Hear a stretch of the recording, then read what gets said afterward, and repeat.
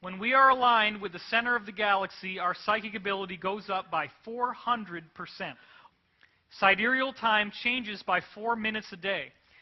So you have to calculate it. There are websites that allow you to calculate sidereal time. At 13 hours and 30 minutes sidereal time, for about 1 hour you will be 400% more psychic. It turns out that this is when your position on the Earth is on the opposite side of where the center of the galaxy is. So it may be that the Earth is shielding you from this energy in the galaxy, and thus your psychic ability suddenly goes up. The energy is normally pumping you up more and more, but when you're shielded from it, you get a chance to breathe, and your abilities rise. Now, to finish this part of my presentation, I'm going to show you prophecies from the 1950s that hardly anyone has ever seen. Most of these are in books that you can still buy on Amazon. And it will show that in the 1950s, all this stuff about interplanetary climate change was predicted. These prophecies also say that the interplanetary climate change will create DNA evolution. And it also says that we will experience a golden age as a result of all this. The first man we're going to talk about is George Van Tassel, as you can see him here. The book that this comes from is called The Council of Seven Lights. This is the date that it was published, as you can see. Here is where he says that the Earth is passing between the third into the fourth density. He says our solar system is moving from one density into another. He says the Earth is culminating a minor cycle, major cycle, and master cycle all at the same time. He says that the Earth will rebalance on a new pole, and this will create the great earthquakes written of in Revelations. This is his own drawing, which is a little bit inaccurate, of the passing between the third and fourth density. This is us right here. But this is akin to the galactic energy field and the center of the galaxy. That's how you think of it. What is the exterior one? These energy fields expand away from the center of the galaxy, and we're now breaking into the fourth density energy. Okay. He said that once this happens, the Earth will go up to 370 days in a year. So that means the planet's position in the solar system will change. He says that as our solar system moves through the galaxy, it goes through ever-increasing frequencies of vibration. He says each solar system and every planet must evolve through this. Must evolve even as babies must learn to crawl before they can walk. Then he goes into a long discussion about these two lines of force that he calls A and B. He says the rotation of the planet is caused by the interruption of these lines of force. He said that the sun is growing larger by digesting matter from the galaxy. So as we are moving into a stronger energy in the galaxy, our solar system is getting stronger. Now he's describing geometry. This is a diagram of what he says is inside the sun. This was 1958. This geometry is identical to what Richard Hoagland is now discovering in the planets. Now he's talking about time, and he says that the reason why we have time is because our planet is moving. But if we were not moving, we would not experience time. If time itself ever moved, everything in the universe would explode. This also means that we can speed up the vibration in a small area, and time will move faster in that small area. One of the Project Camelot witnesses, Gordon Neville, said that by simply creating anti-gravity, you switch off time. That's one of the reasons why they don't want to release anti-gravity technology. An anti-gravity machine is a time machine, period.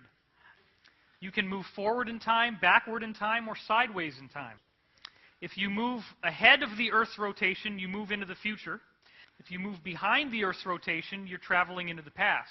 So with nothing more than the simplest anti-gravity machine, you can move through time and see things before they happen. Do you remember Superman the movie? Do you remember how he flew around the Earth and slowed it down? And you remember how that's how he traveled into the past to save Lois Lane? Do you think that maybe the CIA was a consultant on Superman?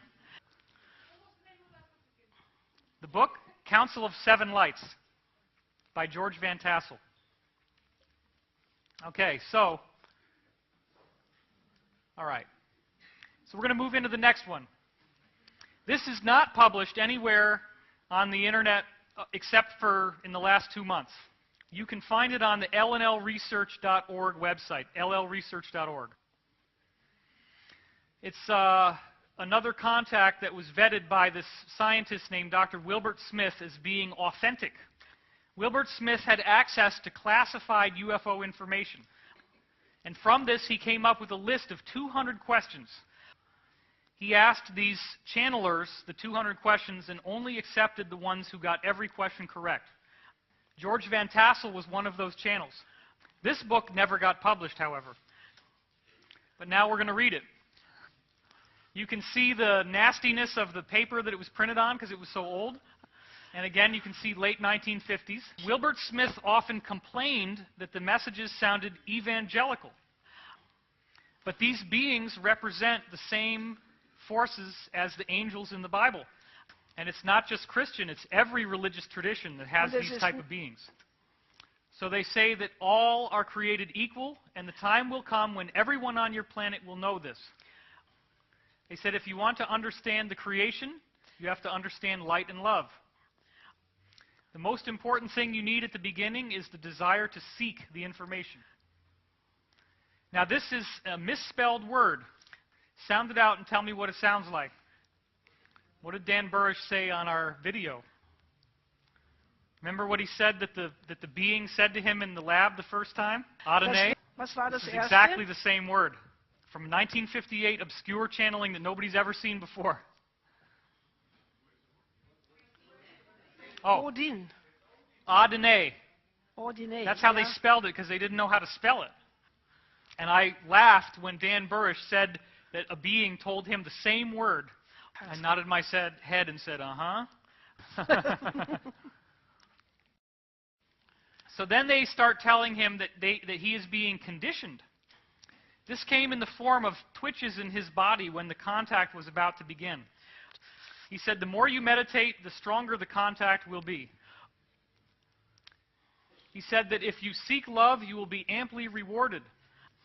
Light and love will drive away all darkness. The people of your planet must seek love and light, for there is great darkness on your world. This will bring about a greater world and a greater understanding in your people. Okay. He says we have a choice. We can eliminate ourselves from the planet or turn to the heavens and make this planet into a heaven. We have the free will to create a new world. That's why we're all here for this conference. Okay. He said, your people love wealth and power. How much better it would be to love each other. If you love one another, it will change the foundation of your entire existence. If you are to survive the coming cataclysm, this must be done. Remember the Russian science about the pyramids stopping the earthquakes. Now, in the next sentence, it says, the Creator is bringing your solar system back into balance.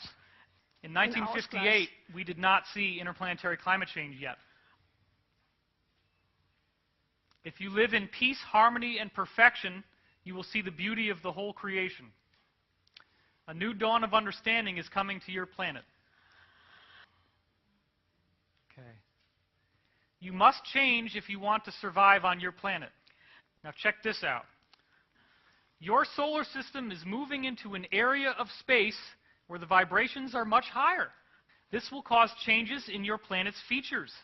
It will also cause changes in your people. The vibrations on the planet will become higher. Therefore, you must raise your vibration in order to exist on the planet. The only way you can raise your vibration is by your thinking. The most important quality of the 15% of people that are not susceptible to mind control is their thinking.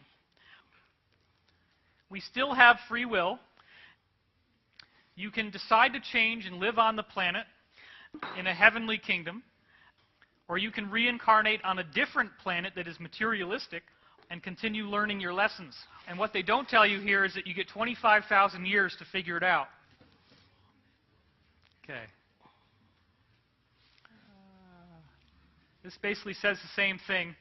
Many will not believe our story, but if you do not believe, you are not punished.